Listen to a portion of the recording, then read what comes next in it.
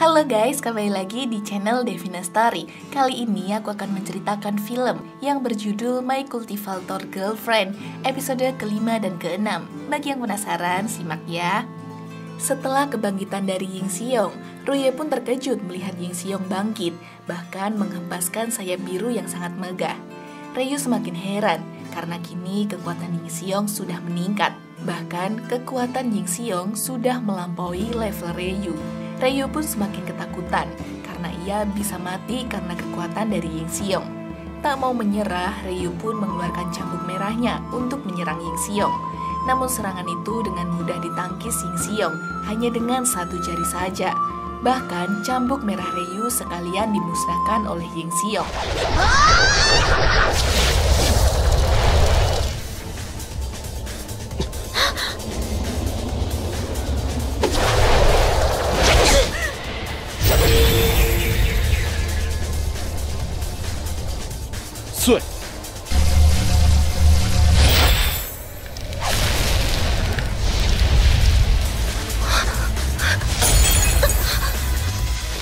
Saat ini, Ryu sudah tidak ada harapan lagi untuk menang bertarung melawan Ying Xiong.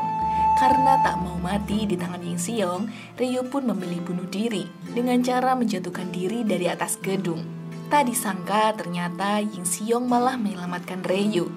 Di sini Ying Xiong mengatakan jika Ryu hanya kalah bertarung dan tidak semestinya mati dengan cara yang konyol.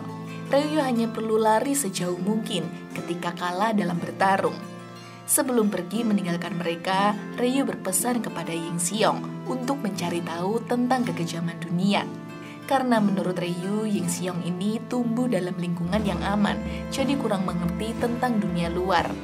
Setelah kepergian Ryu, Ying Xiong dan Muzi pun ikut pergi meninggalkan atas gedung. Muzi pun mempertanyakan mengapa Ying Xiong tiba-tiba saja kekuatannya dapat meningkat secara drastis. Ying Xiong mengatakan jika saat itu ia berdoa kepada roh, dan saat itu juga kekuatan roh masuk dalam tubuhnya. Karena jawaban dari Ying Xiong ini terlihat tidak serius, akhirnya Ying Xiong dipukul oleh Muzi. Saat sadarkan diri, tangan dan kaki Ying Xiong kini sudah dalam keadaan terikat dan tidak bisa bergerak. Ying Xiong terkejut sudah ada Muzi di atasnya. Muzi akhirnya mencium Ying Xiong. Kini mereka dibawa ke dunia roh milik keluarga Muzi, yang mana Yin dan Yang kini dapat bersatu membiarkan kekuatan roh mengalir dalam tubuh mereka. Ying Xiong sedang berada di tengah lapang rumput hijau. Ia melihat sebuah pintu yang terkunci, namun dengan kekuatannya, Ying Xiong dapat membuka pintu tersebut. Kemudian pintu tersebut mengeluarkan sebuah cahaya yang mengejutkan. Ada Muzi sewaktu masih kecil. Tiba-tiba saja mereka masuk ke dalam black hole. Di tempat lain terlihat Muzi sedang menuju ke tempat sebuah bola cahaya. Ternyata bola cahaya tersebut membawa Muzi ke masa lalunya, yang mana terlihat suasana di desa Muzi sedang kacau balau. Api pun bertebaran di mana-mana, yang membuat semua hancur tak tersisa. Ternyata di desa Muzi sedang ada pembantaian yang dilakukan oleh penyihir dengan menggunakan pedang kegelapan. Ia membantai seluruh klan Muzi, dan hanya Muzi saja yang masih dibiarkan hidup. Ying Xiong yang masih dibawa ke masa lalu Muzi akhirnya terbangun dari pingsannya dan melihat sekitar dalam keadaan yang kacau. Ia juga mendengar suara minta tolong dari Muzi. Ia segera ke sana untuk menolongnya. Terlihat Muzi meminta mohon untuk tidak membunuhnya.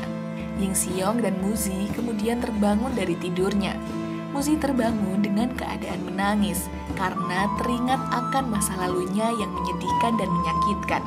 Karena sudah mengetahui masa lalu dari Muzi, kini Ying Xiong bertekad untuk selalu menjaga dan melindungi Muzi dari mara bahaya apapun.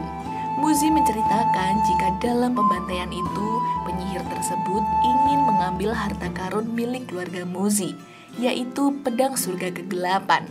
Kini pedang tersebut ada di tangan Muzi. Cepat atau lambat, Muzi akan segera menemukan penyihir tersebut dan akan membalaskan dendam untuk memberikan penghormatan terakhir keluarga Muzi.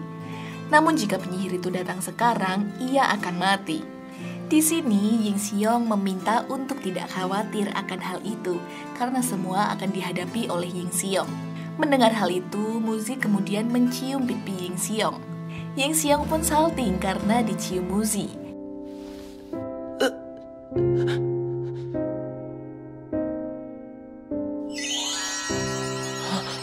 Ditambah lagi, Muzi juga mengatakan jika ia sudah lama tidak mendapatkan kehangatan dari seseorang selain ibunya saat sebelum pembantaian terjadi. Muzi menyuruh Ying Xiong untuk kembali tidur karena Muzi juga akan melanjutkan tidur. Ying Xiong yang pekerjaannya sebagai satpam, ia lupa jika malam itu ia ditugaskan untuk berpatroli malam.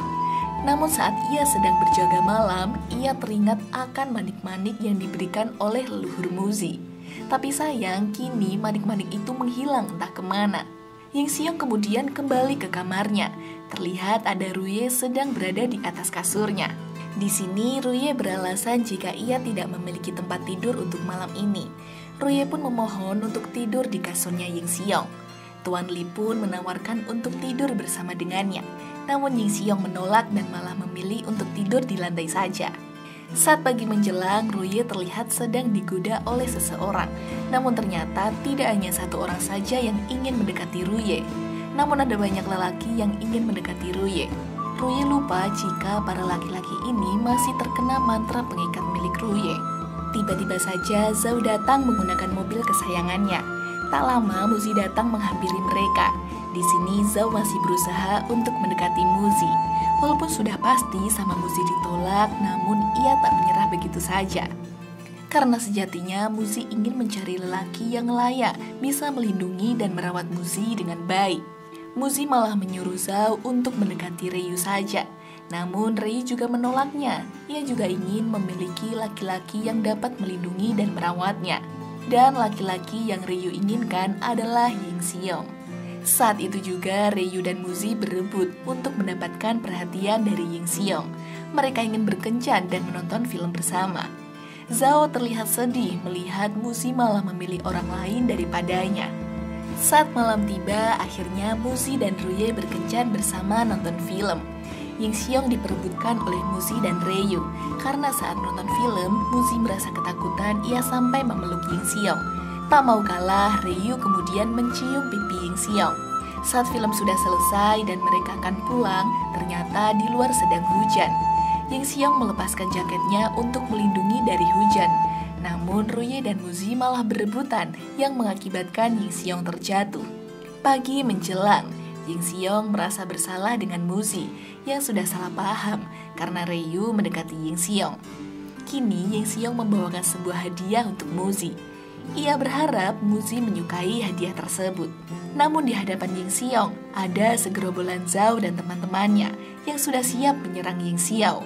Namun karena gerombolan Zhao sangat banyak, Ying Xiong pun kabur. Tak mau kehilangan jejak, Zhao dan kawan-kawan mengejar Ying Xiong. Karena panik dikejar oleh gerombolan Zhao, kado yang akan diberikan kepada Muzi malah terjatuh. Saat itu juga ada Ryu dan Muzi yang melihat kejadian tersebut. Ryu yang ingin menolong Ying Xiong malah kena pukulan dari salah satu teman Zhao. Dengan mudah, pukulan tersebut dapat ditangkis oleh Ryu. Tak mau kalah, Muzi yang ingin membela Ying Xiong juga mengeluarkan jurusnya untuk membereskan gerombolan Zhao. Kini Ryu dan Zhao malah bekerja sama untuk melawan Zhao dan kawan-kawan. Zhao yang melihat kawan-kawannya dihabisi oleh Muzi dan Ryu pun merasa kesal dan menganggap dunia ini sudah tidak adil dengannya. Kini Ying Xiong dapat memberikan hadiahnya kepada Muzi. Muzi pun membuka hadiah itu dan terkejut melihat isinya. Isi kado tersebut adalah 2 ekor ayam kecil. Melihat isi hadiah yang Ying Xiong berikan, Muzi merasa kesal karena hadiah itu di luar ekspektasi Muzi. Maklum saja, Ying Xiong ini tidak pernah memberikan hadiah kepada cewek dan baru pertama kali ini ia memberikan hadiah kepada cewek. Melihat Muzi diberikan hadiah ayam kecil, Ryu pun merasa kecewa. Kecewa karena Muzi yang sudah diberikan hadiah ayam kecil bukannya berterima kasih, namun Muzi malah menolaknya. Ryu pun berjalan pergi meninggalkan mereka dengan keadaan sedih. Tunggu kelanjutan My Cultivator Girlfriend episode ke-6 dan ke-7 hanya di channel Devina Story. Sheshe.